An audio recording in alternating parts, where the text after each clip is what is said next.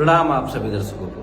आज हमारी नई फिल्म की शुरुआत हुई है और इसमें हमें ऐसे चरित्र का चित्रण करना था जिसमें मूंछ और दाढ़ी की आवश्यकता नहीं थी, तो हमने मूंछ और दाढ़ी निकलवा दी। इसी पे 2 लाइन का गाना याद आ रहा है, आप सभी को सुना रहे हैं कि बिना मूंछ वाले मुछिया प भारी पड़े, बिना मूंछ वाले मुछिया प भारी पड़े। कैसे? कि बिना मूंछ के रामचंद्र जी रावण को मिटा दिए।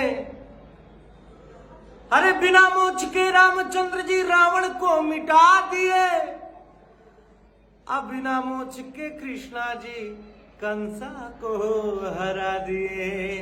इसीलिए कि बिना मूंछ वाले मुछिया प भारी पड़े। इतना ही नहीं कि बिना मूंछ के औरत है मर्दों को नचाती है।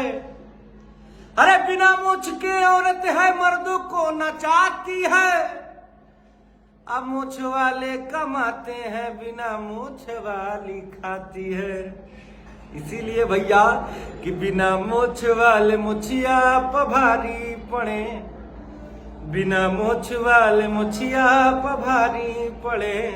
हर हर महादेव।